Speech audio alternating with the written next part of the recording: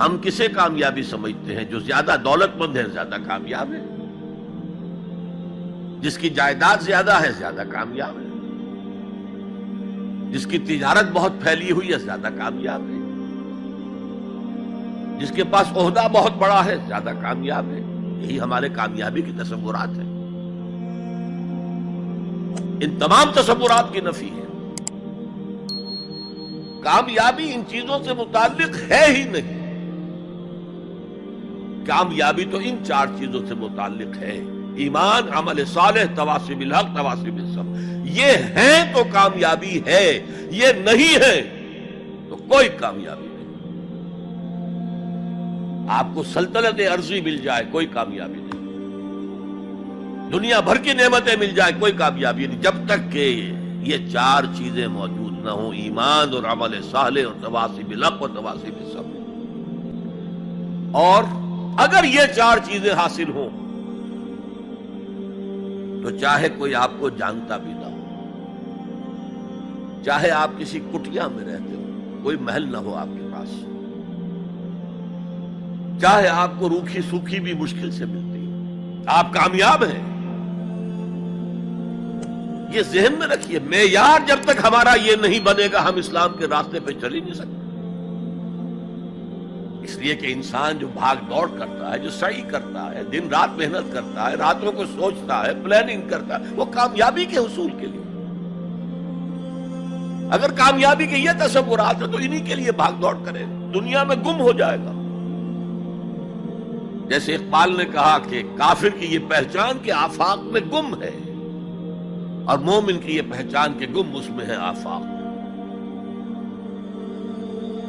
یہ معیار ہے در حقیقت، جیسے کہ حضور نے فرمایا صلی اللہ علیہ وسلم کہ بہت سے لوگ ایسے بھی ہوتے ہیں جو اگر کسی محفل میں جانا چاہیں تو بار نہ پا سکے، انہیں اجازت ہی نہ ملے۔ اگر وہ کہیں رشتہ کرنا چاہے تو کوئی انہیں رشتہ نہ دے۔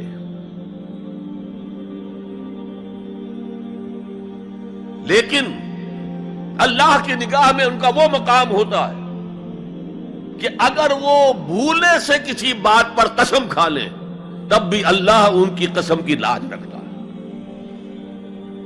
آپ سوچئے ابو ہریرہ کا کیا مقام تھا، ابو ذر کا کیا مقام تھا۔ حضور فرماتے ہیں صلی اللہ علیہ وسلم: من کان یسرہ ان ینظر الی زہد عیسیٰ فلینظر الی صاحب ابی ذر۔ جس شخص کو اس سے خوشی حاصل ہوتی ہو کہ حضرت عیسیٰ کا زہد اپنی آنکھوں سے دیکھے تو میرے اس ساتھی، میرے اس دوست ابو ذر کو دیکھ لے۔ یہ لوگ ہیں کامیاب ترین۔ حضرت علی کی جب شادی ہو رہی تھی حضرت فاطمہ سے رضی اللہ تعالی عنہما، ان کے پاس کوئی مکان نہیں تھا۔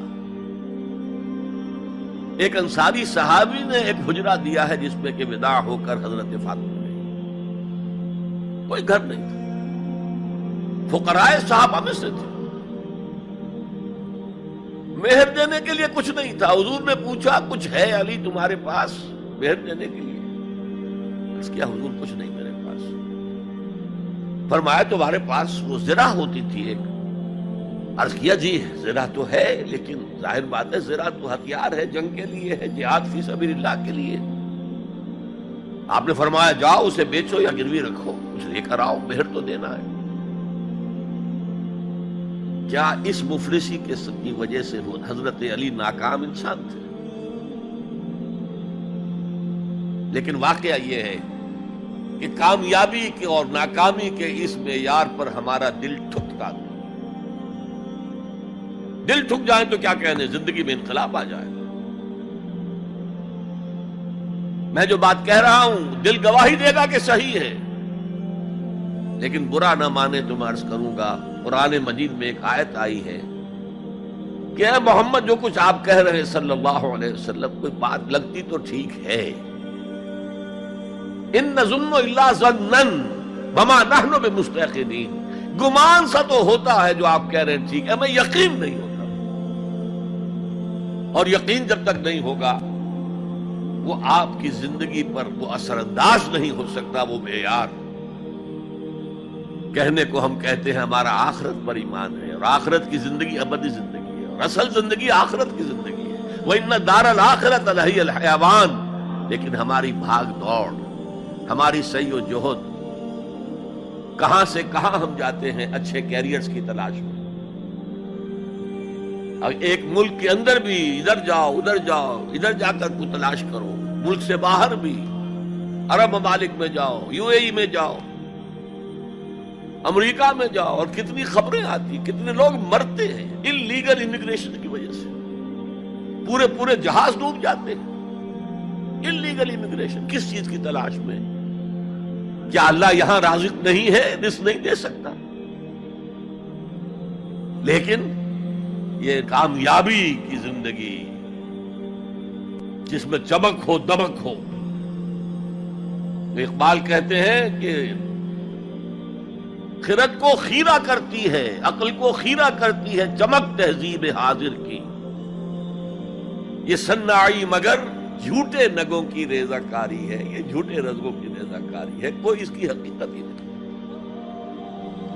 تو پہلی بات زمانے کی قسم ہے، تمام انسان خسارے میں ہے، یقیناً ہے، سوائے ان کے جو 4 شرطیں پوری کریں، الا الذین آمنوا وعملوا الصالحات وتواصوا بالحق وتواصوا بالصبر۔ اب دوسری بات نوٹ کیجئے، یہ نجات کے منیمم تقاضے ہیں، کم سے کم تقاضا ہے، لازمی تقاضا ہے، اس کے بغیر وہ فوری نجات ممکن نہیں۔ اب تیسری چیز، اور یہ ہمارے تصورات کی بڑی نفی کر دینے والی شے ہے، یہ 4 شرطیں لازم ہیں، ہم سمجھ بیٹھے صرف ایمان سے نجات ہو جائے گی، اس سے بھی آگے ایمان ہو نہ ہو، ہم مسلمان ہیں، محمد کے امتی ہیں صلی اللہ علیہ وسلم، نجات تو ہو ہی جانی ہے۔ یہی تصورات ہیں کہ جنہوں نے ہمیں بے عمل کر دیا۔ جب بغیر کسی سعی کے، بغیر کسی محنت کے، بغیر کسی بھاگ دوڑ کے، بغیر کسی قربانی کے نجات حاصل ہو جائے تو کس کا دماغ خراب ہوا ہے کہ وہ محنتیں کرے، مشقتیں کرے، قربانیاں دے، اپنا خون دے، اپنا مال دے۔ لہذا یہ 4 چیزیں لازم ہیں۔ یہ اللہ کا کلام ہے، یہ شاعری نہیں ہے، شاعری میں مبالغہ بھی ہو جاتا ہے۔ اللہ کا کلام ایک ایک حرف، جو غالب کہتا ہے کہ گنجینہ معنی کا طلسم اس کو سمجھیو، جو لفظ کے غالب میرے اشعار میں آوے، میرے اشعار میں جو لفظ آتا ہے اس کو گنجینہ معنی کا طلسم سمجھنا، یوں نہیں کہ میں نے ایسے ہی عام طور پہ وہ لفظ استعمال کر دیا۔ اب فارسی میں کہتا ہے زیرے ہر لفظ غالب چیدم میں خانہ ہے، میں نے غالب کے ایک ایک لفظ کے نیچے ایک میخانہ پایا، علم کا میخانہ، حکمت کا میخانہ، فلسفے کا میخانہ۔ تو یہ قرآن غالب نے تو تعلی کی ہے، لیکن یہ اللہ کا کلام ہے، یہاں ہر حرف لازم ہے۔ پہلا رب نو یار دا شوق ہویا،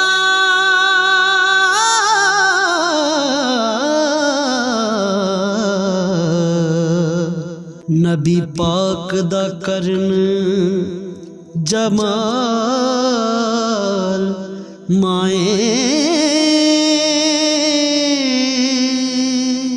آیا وہی لے کے ہویا ترت حاضر، تے لیا یار نے یار نو پھال مائیں۔